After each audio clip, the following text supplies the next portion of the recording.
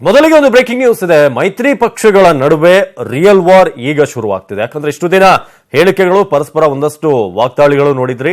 ಮಂಡ್ಯದಲ್ಲಿ ಸುಮಲತಾಗೆ ಪರೋಕ್ಷ ಬೆಂಬಲವನ್ನ ನೀಡುತ್ತಿರುವಂತಹ ವಿಚಾರಕ್ಕೆ ಸಂಬಂಧಪಟ್ಟಂತೆ ನೇರ ಎಚ್ಚರಿಕೆಯನ್ನ ಕೊಟ್ಟಿದ್ದಾರೆ ಸಚಿವ ಸಾರಾ ಮಹೇಶ್. ಮಂಡ್ಯದಲ್ಲಿ ಈಗಾಗಲೇ ನೀವು ನೋಡ್ತಾ ಇದ್ದೀರಿ, ಕಾಂಗ್ರೆಸ್ನ ಅಲ್ಲಿನ ಲೋಕಲ್ ಲೀಡರ್ಗಳಿರ್ಬೋದು, ಕಾರ್ಯಕರ್ತರು ಬೆಂಬಲವನ್ನ ಕೊಡ್ತಿದ್ದಾರೆ ಸುಮಲತಾ ಅವರಿಗೆ. ಹಾಗಾಗಿ ನೀವು ಒಂದು ವೇಳೆ ಈ ರೀತಿಯಾದಂತಹ ಪ್ಲಾನ್ಗಳನ್ನ ಮಾಡಿದ್ರೆ ಇದರ ಪರಿಣಾಮ ಬಹಳ ಒಂದು ರೀತಿಯಾಗಿ ಘೋರವಾಗಿರುತ್ತೆ. ಮಂಡ್ಯದಲ್ಲಿ ನಮಗೆ ಕೈ ಕೊಟ್ರೆ ಮೈಸೂರನ್ನ ಮರೆತು ಬಿಡಿ ಅಂತ ಸಾರಾ ಮಹೇಶ್ ಅವರು ಎಚ್ಚರಿಕೆ ಕೊಟ್ಟಿದ್ದಾರೆ. ಬಹಿರಂಗ ಸಮಾವೇಶದಲ್ಲೇ ಕಾಂಗ್ರೆಸ್ಗೆ ಮಹೇಶ್ ಎಚ್ಚರಿಕೆಯನ್ನು ಕೊಟ್ಟಿರೋದು. ದೇಶಕ್ಕಾಗಿ ನಾವು ಎಚ್ಡಿಕೆ ಮೂಲಕ ಸಂದೇಶವನ್ನು ನೀಡಿದ್ದೇವೆ. ಬಹಿರಂಗ ಸಮಾವೇಶದಲ್ಲಿ ಎಚ್ಚರಿಕೆಯನ್ನು ಕೊಟ್ಟಿದ್ದಾರೆ ಸಾರಾ ಮಹೇಶ್. ಮಂಡ್ಯದಲ್ಲಿ ನೀವು ನಮ್ಮನ್ನ ಒಮ್ಮೆ ತಬ್ಬಿಕೊಂಡ್ರೆ ಸಾಕು, ನಿಮ್ಮನ್ನ ನಾವು ಮೈಸೂರಿನಲ್ಲಿ 5 ಬಾರಿ ತಬ್ಬಿಕೊಳ್ತೀವಿ.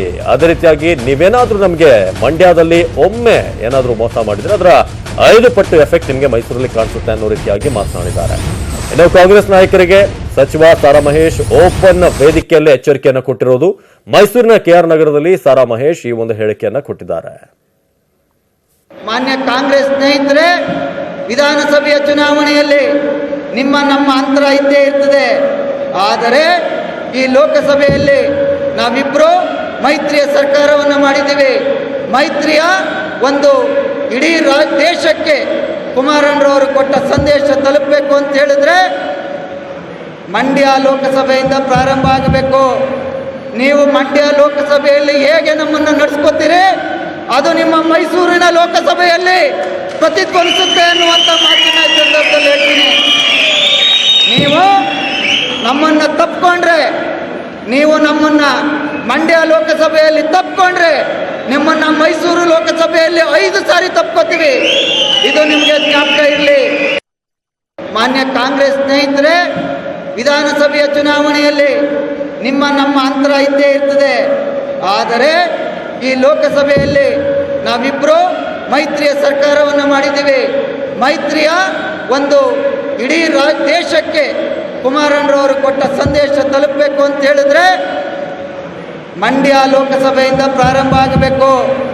ನೀವು ಮಂಡ್ಯ ಲೋಕಸಭೆಯಲ್ಲಿ ಹೇಗೆ ನಮ್ಮನ್ನು ನಡೆಸ್ಕೊತೀರಿ, ಅದು ನಿಮ್ಮ ಮೈಸೂರಿನ ಲೋಕಸಭೆಯಲ್ಲಿ ಪ್ರತಿಧ್ವನಿಸುತ್ತೆ ಅನ್ನುವಂಥ ಮಾತಿನ ಸಂದರ್ಭದಲ್ಲಿ ಹೇಳ್ತೀನಿ.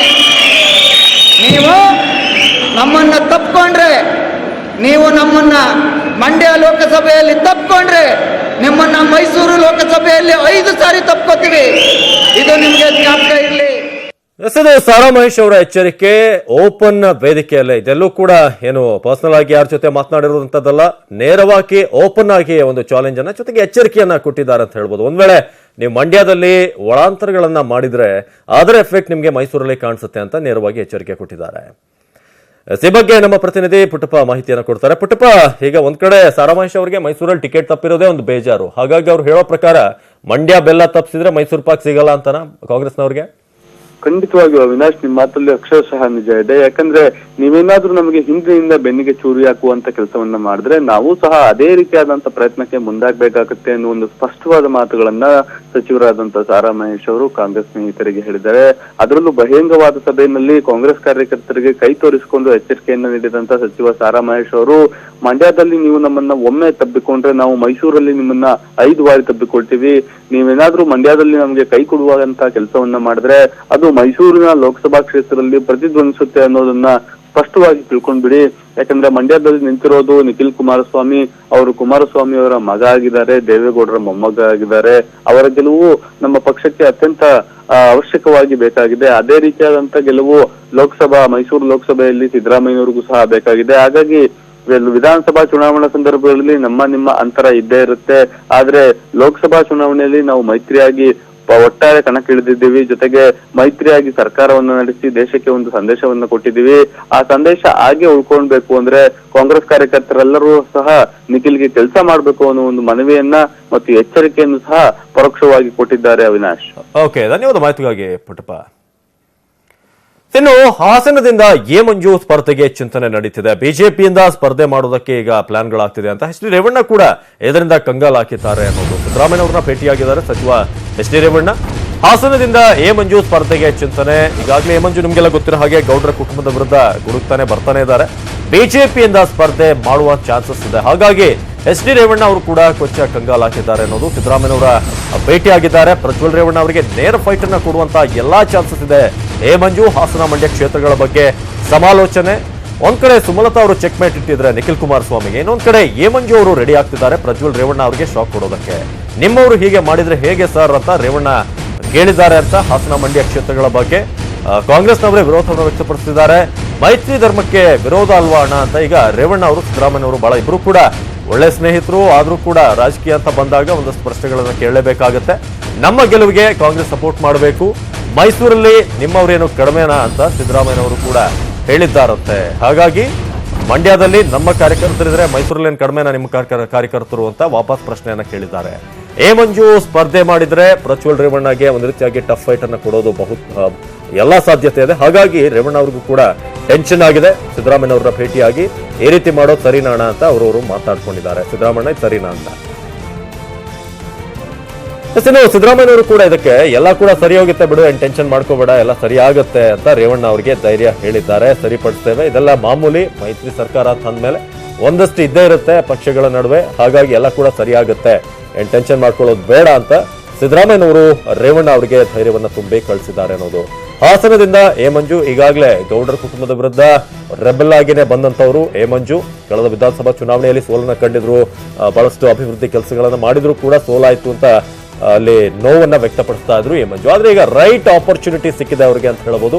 ಬಿಜೆಪಿಯ ಪರವಾಗಿ ಸ್ಪರ್ಧೆ ಮಾಡಿದ್ರೆ ಗೌಡ್ರ ವಿರುದ್ಧ ಸ್ಟ್ಯಾಂಡ್ ಅನ್ನ ತೆಗೆದುಕೊಳ್ಬಹುದು, ಅಥವಾ ಹಾಸನದಲ್ಲಿ ಗೌಡ್ರ ಅಲೇನಿದೆ ಅದರ ಮುಂದೆ ಎ ಮಂಜು ನಿಲ್ತಾರ. ಈ ಎಲ್ಲಾ ಪ್ರಶ್ನೆಗಳ ನಡುವೆ ರೇವಣ್ಣ ಅವರಿಗೆ ಒಂದು ಸ್ವಲ್ಪ ಟೆನ್ಷನ್ ಆಗಿರೋದಂತೂ ನಿಜ. ಪ್ರಜ್ವಲ್ ರೇವಣ್ಣ ಬೇರೆ ಇರೋದು, ಯಾಕಂದ್ರೆ ದೇವೇಗೌಡರು ನಿಂತಿದ್ರೆ ಬೇರೆ ವಿಚಾರ. ಆದ್ರೆ ಪ್ರಜ್ವಲ್ ರೇವಣ್ಣ ಅಭ್ಯರ್ಥಿ ಆಗಿರೋದ್ರಿಂದ ಕೊಂಚ ಟೆನ್ಷನ್ ಆಗಿದೆ ರೇವಣ್ಣ ಅವರಿಗೆ.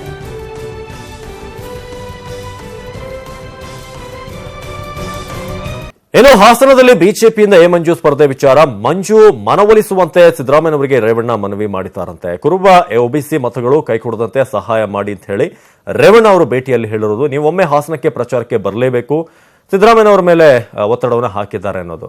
ಹಾಗೆ ಈ ರೀತಿಯಾದಂತಹ ಮಾತುಕತೆ ಆಗಿದೆ. ಇನ್ನು ಬೇರೆ ಒಂದು ಕಾಂಗ್ರೆಸ್ನ ಚುನಾವಣಾ ಸಮಿತಿಯ ವಿಚಾರದಲ್ಲಿ ನೋಡೋದಾದ್ರೆ ಸಭೆ ಮುಂದೂಡಿಕೆ ಆಗಿದೆ. ರಾಹುಲ್ ಗಾಂಧಿ ಜೊತೆ ಸಭೆ ದಿಢೀರಂತ ರದ್ದಾಗಿದೆ. ಈಗಾಗಲೇ ದೆಹಲಿ ತಲುಪಿರುವಂತದ್ದು ಡಿಸಿಎಂ ಪರಮೇಶ್ವರ್. ಇವತ್ತೇ ಸಭೆ ನಡೀಬೇಕಾಗಿತ್ತು, ಆದರೆ ಕಾರಣಾಂತರಗಳಿಂದ ಈಗ ಸಭೆಯನ್ನ ಮುಂದೂಡಿಕೆ ಮಾಡಲಾಗಿದೆ. ಹಾಗಾಗಿ ಒಂದ್ ಕಡೆ ಡಿಸಿಎಂ ಪರಮೇಶ್ವರ್ ಈಗಾಗಲೇ ಡೆಲ್ಲಿ ರೀಚ್ ಆಗಿದ್ದಾರೆ. ಸಿದ್ದರಾಮಯ್ಯನವರು ಕೂಡ ಹೋಗಬೇಕಾಗಿತ್ತು, ಆದ್ರೆ ಅದನ್ನ ಸದ್ಯಕ್ಕೆ ಈಗ ಕ್ಯಾನ್ಸಲ್ ಮಾಡಲಾಗಿದೆ ಅಂತ. ಚುನಾವಣಾ ಸಮಿತಿಯ ಸಭೆ ಮುಂದೂಡಿಕೆ ಹಿನ್ನೆಲೆ ಪ್ರವಾಸ ಮೊಟಕುಗೊಳಿಸಲಾಗಿದೆ. ಸಿದ್ದರಾಮಯ್ಯನವರ ಸಭೆ ಹಿನ್ನೆಲೆ ಸಿದ್ದರಾಮಯ್ಯನವರು ಈಗ ಆ ಒಂದು ಸಭೆಗೆ ಹೋಗೋದಕ್ಕೆ ರೆಡಿ ಆಗಿದ್ರು, ಆದ್ರೆ ಪೋಸ್ಟ್ಪೋನ್ ಆಗಿರೋದ್ರಿಂದ ಈಗ ಆ ಒಂದು ಪ್ರವಾಸವನ್ನ ಕ್ಯಾನ್ಸಲ್ ಮಾಡಲಾಗಿದೆ.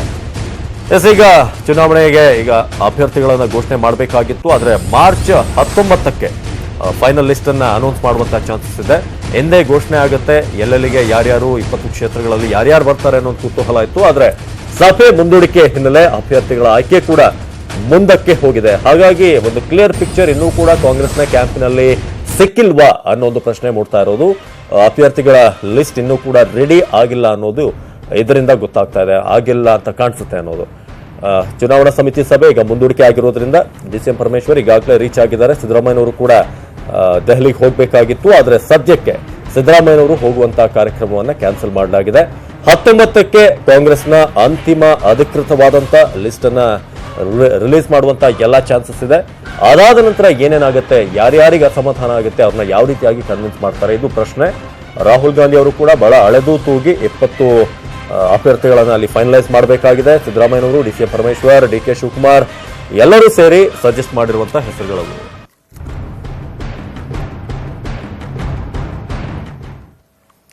ಇನ್ನು ಕಲಬುರಗಿಯಲ್ಲಿ ಕಮಲ ಪಡೆಗೆ ಬಿಗ್ ಶಾಕ್ ಇದೆ. ಲೋಕಸಭಾ ಚುನಾವಣಾ ಹೊಸ್ತಿಲಲ್ಲಿ ಹೊಡೆತ ಕೊಡೋದಕ್ಕೆ ಈಗ ರಾಜ್ಯಸಭಾ ಸದಸ್ಯ ಕೆಬಿ ಶಾಣಪ್ಪ ಅವರು ಗರಂ ಆಗಿದ್ದಾರೆ. ಉಮೇಶ್ ಯಾದವ್ ಏಕಾಏಕಿ ಸೇರ್ಪಡೆ ಆಗಿರೋದ್ರ ಬಗ್ಗೆ ಆಬ್ವಿಯಸ್ಲಿ ಲೋಕಲ್ ಲೀಡರ್ಗಳಿಗೆ ಒಂದಷ್ಟು ನೋವಿದ್ದೇ ಇರುತ್ತೆ.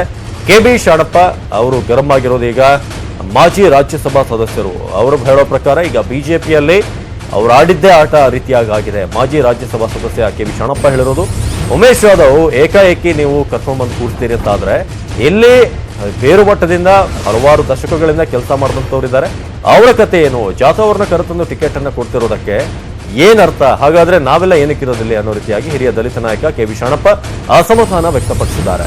ಇನ್ನು ಬಿಜೆಪಿ ನಾಯಕರ ಕಾರ್ಯವೈಖರಿ ನನಗೆ ಅರ್ಥ ಆಗ್ತಿಲ್ಲ. ಹೊರಗಿನವರಿಗೆ ಏಕಾಏಕಿ ಬಂದ ಅವಕಾಶವನ್ನು ಕೊಡ್ತೀರಿ, ಹಾಗಾದ್ರೆ ಪಕ್ಷದಲ್ಲಿ ಬಹಳ ನಿಷ್ಠೆಯಿಂದ ಆಕಾಂಕ್ಷೆ ಇತ್ತು, ಅಲ್ಲಿ ಯಾವುದೇ ಸ್ವಾರ್ಥವಿಲ್ಲದೆ ದುಡಿದಂತವರ ಕಥೆ ಏನು? ಮೋದಿ, ಅಮಿತ್ ಶಾ, BSY ಕಾರ್ಯವೈಖರಿಗೆ ಗರಂ ಆಗಿದ್ದಾರೆ. ಇವರೆಲ್ಲ ಒಂದು ರೀತಿಯಾಗಿ ಹಿಟ್ಲರ್ ರೀತಿಯಾಗಿ ಕೆಲಸ ಮಾಡ್ತಿದ್ದಾರೆ. ಖರ್ಗೆಯನ್ನ ಸೋಲಿಸುವುದಕ್ಕೆ ಜನರನ್ನ ವಿಶ್ವಾಸಕ್ಕೆ ತೆಗೆದುಕೊಳ್ಬೇಕು. ಅದೇ ರೀತಿಯಾಗಿ ಡಿಕ್ಟೇಟರ್ಗಳ ಹಾಗೆ ಕೆಲಸ ಮಾಡಿದ್ರಾಗಲ್ಲ. ಪಕ್ಷಾಂತರಗಳಿಗೆ ಮಣೆ ಹಾಕಿದ್ರೆ ಏನ್ ಕತೆ? ವಾಜಪೇಯಿ ಅವರ ನಿಧನದ ಬಳಿಕ ಬಿಜೆಪಿಗೆ ಲಘು ಲಗಾಮಿಲ್ಲ. ಲೋಕಸಭಾ ಚುನಾವಣೆಯ ತಯಾರಿ ಬಗ್ಗೆ ಆಕ್ರೋಶವನ್ನು ವ್ಯಕ್ತಪಡಿಸಿರೋದು. ತಟಸ್ಥವಾಗಿರಲು ನಿರ್ಧಾರವನ್ನ ಮಾಡಿದ್ದಾರೆ. ಖರ್ಗೆ ಅವ್ರನ್ನ ಸೋಲಿಸಬೇಕಾದ್ರೆ ಉಮೇಶ್ ಯಾದವ್ ಅವ್ರನ್ನ ಕರೆದು ಟಿಕೆಟ್ ಕೊಟ್ಟು ಕೂಡಿಸಿದ ಕೂಡಲೇ ಆಗೋದಿಲ್ಲ. ಅಲ್ಲಿನ ಜನರನ್ನ ಅಲ್ಲಿ ವಿಶ್ವಾಸಕ್ಕೆ ತೆಗೆದುಕೊಳ್ಬೇಕು ಅಂತ ಕೆ ಬಿ ಶಾಣಪ್ಪ ಈಗ ಬಿಜೆಪಿ ಪಕ್ಷದ ವಿರುದ್ಧವೇ ಗರಂ ಹಾಕಿದ್ದಾರೆ. ಮಾಜಿ ರಾಜ್ಯಸಭಾ ಸದಸ್ಯ ಕೆ ಬಿ ಶಾಣಪ್ಪ ಗರಂ ಆಗಿರೋದು. ಉಮೇಶ್ ಯಾದವ್ ಅವರ ಸೇರ್ಪಡೆ ಕೇವಲ ಕೆ ಬಿ ಶಾಣಪ್ಪ ಅವರಿಗೆ ಮಾತ್ರ ಅಲ್ಲ, ಕಲಬುರಗಿಯ ಬಹುತೇಕ ಬಿಜೆಪಿಯ ನಾಯಕರಿಗೆ ಇರುಸು ಮುರುಸಾಗಿದೆ. ಆದ್ರೆ ಹೇಳೋ ಹಾಗಿಲ್ಲ, ಬಿಡೋ ಹಾಗಿಲ್ಲ. ಕೆಲವೊಬ್ರು ಹೊರಬಂದು ಹೇಳ್ತಿದ್ದಾರೆ, ಆದ್ರೆ ಬಹಳಷ್ಟು ಜನ ಮೋದಿ, ಅಮಿತ್ ಶಾ ಅವರ ಮುಂದೆ ಸೈಲೆಂಟ್ ಆಗಿದ್ದಾರೆ. ಸದ್ಯಕ್ಕೆ BSY ಅವರ ಬಗ್ಗೆ ಕೂಡ ಮಾತನಾಡಿರುವಂತಹ ಶಾಣಪ್ಪ ಸದ್ಯಕ್ಕೆ ಅವರು ಡಿಕ್ಟೇಟರ್ ರೀತಿಯಾಗಿ ವರ್ತಿಸ್ತಿದ್ದಾರೆ. ಯಾವ ನಮ್ಮ ಅಭಿಪ್ರಾಯಗಳನ್ನ ಕೇಳ್ತಾ ಇಲ್ಲ. ಖರ್ಗೆ ಅವ್ರನ್ನ ಸೋಲಿಸಬೇಕಾದ್ರೆ ಜನರನ್ನ ವಿಶ್ವಾಸಕ್ಕೆ ತೆಗೆದುಕೊಳ್ಬೇಕು. ಪಕ್ಷಾಂತರಿಗಳಿಗೆ ಮಣೆ ಹಾಕೋದು ಮಾತ್ರ ಅಲ್ಲ, ಉಮೇಶ್ ಯಾದವ್ ಅವ್ರನ್ನ ಕರೆದ ಕೂಡಲೇ ವೋಟ್ಗಳು ಬಂದ್ ಬೀಳಲ್ಲ. ಆದ್ರೆ ಜನರನ್ನ ವಿಶ್ವಾಸಕ್ಕೆ ತೆಗೆದುಕೊಳ್ಬೇಕು ಅಂತ ಈಗ ಕೆ ಬಿ ಶಾಣಪ್ಪ ತಮ್ಮ ಅಭಿಪ್ರಾಯವನ್ನು ವ್ಯಕ್ತಪಡಿಸಿದ್ದಾರೆ.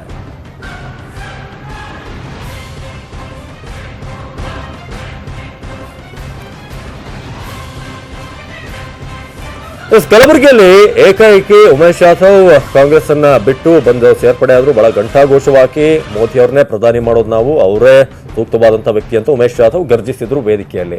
ಆದ್ರೆ ನಿಜಕ್ಕೂ ಕಲಬುರಗಿಯಲ್ಲಿ ಕಾರ್ಯಕರ್ತರಿಗೆ ನಿಜಕ್ಕೂ ಇಷ್ಟ ಇದೆಯಾ? ಅದರಲ್ಲೂ ಲೋಕಲ್ ಲೀಡರ್ಗಳಿಗೆ ಅದು ಇಷ್ಟ ಇದೆಯಾ ಅನ್ನೋದು ಪ್ರಶ್ನೆ. ಅದರಲ್ಲಿ ಕೆ ಬಿ ಶಾಣಪ್ಪ ತಮ್ಮ ಅಸಮಾಧಾನವನ್ನ ಈಗಾಗಲೇ ಹೊರ ಹಾಕಿದ್ದಾರೆ.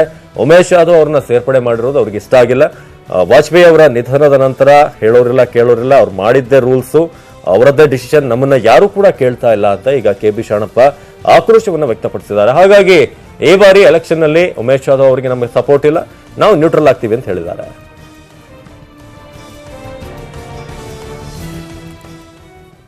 ಇದೀಗ ನಮ್ಮ ಪ್ರತಿನಿಧಿ ಶಿವರಾಮ್ ಅಸುಂಡಿ ನೇರ ಸಂಪರ್ಕದಲ್ಲಿ ಜಾಯ್ನ್ ಆಗಿದ್ದಾರೆ. ಶಿವರಾಮ್, ಇದೀಗ ಸಾಮಾನ್ಯವಾಗಿ ಬೇರೆ ಪಕ್ಷದಿಂದ ಟಿಕೆಟ್ ಕೊಟ್ಟಾಗ ಅಸಮಾಧಾನ ಇರೋದಂತೂ ಸಹಜ.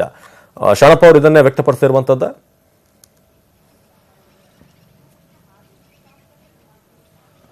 ಅವಿನಾಶ್, ಕೆ ಬಿ ಶಾಣಪ್ಪ ಅವರು ಹಿರಿಯ ನಾಯಕರು ಮತ್ತು ಬಿಜೆಪಿಗೆ 16 ವರ್ಷಗಳ ಹಿಂದೆ ಬಂದಂಥವರು. ಈಗೇನಂದ್ರೆ ಏಕಾಏಕಿ ಅಂದ್ರೆ ಅವ್ರ ಪಕ್ಷಾಂತರಗಳಿಗೆ ಮಣೆ ಹಾಕ್ತಿರೋದ್ರ ವಿರುದ್ಧ ಆಕ್ರೋಶ ವ್ಯಕ್ತಪಡಿಸಿದ್ದಾರೆ. ಕೇವಲ ಅದು ಪಕ್ಷಾಂತರ ಒಂದೇ ಅಲ್ಲ, ಏನು ಉಮೇಶ್ ಜಾಧವ್ ಅವರ ಆ ಪಕ್ಷದ ಬಿಜೆಪಿ ಸೇರ್ಪಡೆ ಒಂದೇ ಅಲ್ಲ, ಏನು ಯಡಿಯೂರಪ್ಪ, ಮೋದಿ ಮತ್ತು ಅಮಿತ್ ಶಾ ಈ ಮೂವರು ಸಹ ಡಿಕ್ಟೇಟರ್ ರೀತಿಯಲ್ಲಿ ವರ್ತಿಸ್ತಾ ಇದ್ದಾರೆ. ಇವರು ಮೂವರು ಯಾರ ಮಾತು ಕೇಳ್ತಾ ಇಲ್ಲ. ಪಕ್ಷದಲ್ಲಿ ಒಂದು ರೀತಿಯಲ್ಲಿ ಉಸಿರುಗಟ್ಟೋ ವಾತಾವರಣ ಇದೆ. ಹೀಗಾಗಿ ಅನಿವಾರ್ಯವಾಗಿ ನಾನು ತಟಸ್ಥವಾಗಿ ನಿಲ್ತಾ ಇದ್ದೇನೆ ಅಂತ ಹೇಳ್ತಾ ಇದ್ದಾರೆ. ಹೀಗಾಗಿ ಮುಂದಿನ ಲೋಕಸಭಾ ಚುನಾವಣೆಯಲ್ಲಿ ಅವರು ತಟಸ್ಥವಾಗಿ ಉಳಿತಾರೆ. ಒಂದರ್ಥದಲ್ಲಿ ಮಲ್ಲಿಕಾರ್ಜುನ್ ಖರ್ಗೆಗೆ ಪರೋಕ್ಷವಾಗಿ ಅವರು ಬೆಂಬಲ ಕೊಡ್ತಾ ಇದ್ದಾರೆ. ಇವರು ಮಲ್ಲಿಕಾರ್ಜುನ್ ಖರ್ಗೆ ಅವ್ರನ್ನ ಸೋಲಿಸಬೇಕಂತಾರೆ, ಆದ್ರೆ ಅವರು ಜನರ ಪ್ರೀತಿ ಗಳಿಸ್ತಾ ಇಲ್ಲ. ಬದಲಿಗೆ ಬರೀ ನಾಯಕರನ್ನ ಪಕ್ಷಾಂತರ ಮಾಡುವಂತ ಪ್ರಕ್ರಿಯೆಯಲ್ಲಿ ಅವರು ತೊಡಕೊಂಡಿದ್ದಾರೆ. ಇದರಿಂದಾಗಿ ಪಕ್ಷಕ್ಕೆ ಖಂಡಿತವಾಗಿ ಹಿನ್ನಡೆ ಆಗುತ್ತೆ. ನಾವು ಗೆಲ್ಲಲ್ಲ. ಏನು ಯಡಿಯೂರಪ್ಪ ಅವರೇನು ಏಕಪಕ್ಷೀಯ ನಿರ್ಧಾರ ತಗೊಳ್ತಾ ಇದ್ದಾರೆ ಮತ್ತು ಅಮಿತ್ ಶಾ, ಮೋದಿ ಅವರು ತಮಗೆ ಮೂಗಿನ ನೇರಕ್ಕೇನು ನಿರ್ಧಾರಗಳು ಕೈಗೊಳ್ತಾ ಇದ್ದಾರೆ. ಇದರಿಂದಾಗಿ ನಮ್ಮ ಪಕ್ಷಕ್ಕೆ ಹಿನ್ನಡೆ ಆಗ್ತದಂತ ಅಂತ ಹೇಳ್ತಾ ಇದ್ದಾರೆ. ಅಲ್ಲದೆ ಅವರು ಹಿಂದೆ ಏನೋ ಅನಂತ್ ಕುಮಾರ್ ಇರ್ಬೋದು, ವಾಜಪೇಯಿ ಅವರ ಅಂತ ಕಾಲದಲ್ಲಿ ಒಂದು ಪ್ರಜಾಪ್ರಭುತ್ವ ವ್ಯವಸ್ಥೆ ಇತ್ತು. ಆದ್ರೆ ಈಗ ಅದು ಎಲ್ಲನೂ ಬಿಜೆಪಿನಲ್ಲಿ ಇಲ್ಲ. ಇದರಿಂದ ನಾನು ಬೇಸತ್ತು ನಾನು ಪಕ್ಷದಲ್ಲಿ ತಟಸ್ಥವಾಗಿ ಉಳಿತೀನಿ ಅನ್ನೋ ಒಂದು ಮಾತು ಹೇಳ್ತಾ ಇದ್ದಾರೆ. ಮತ್ತು ಈ ಪಕ್ಷದ ಹಿರಿಯ ನಾಯಕರ ವಿರುದ್ಧ ಆಕ್ರೋಶ ವ್ಯಕ್ತಪಡಿಸ್ತಾ ಇದ್ದಾರೆ. ಮುಂದಿನ ದಿನಗಳಲ್ಲಿ ಇದು ಏನು ಕೆ ಬಿ ಶಾಣಪ್ಪ ಅವರು ತಟಸ್ಥವಾಗಿ ಉಳಿತಾ ಇದ್ದಾರೆ ಅಂದ್ರೆ ಮುಂದಿನ ದಿನಗಳಲ್ಲಿ ಇದು ದೊಡ್ಡ ಹೊಡೆತ ಆಗ್ತದೆ. ಒಂದು ರೀತಿಯಲ್ಲಿ ಬಿಜೆಪಿಗೆ ಬಿಗ್ ಶಾಕ್ ಅಂತಾನೆ ಹೇಳ್ಬೋದು ಅವಿನಾಶ್.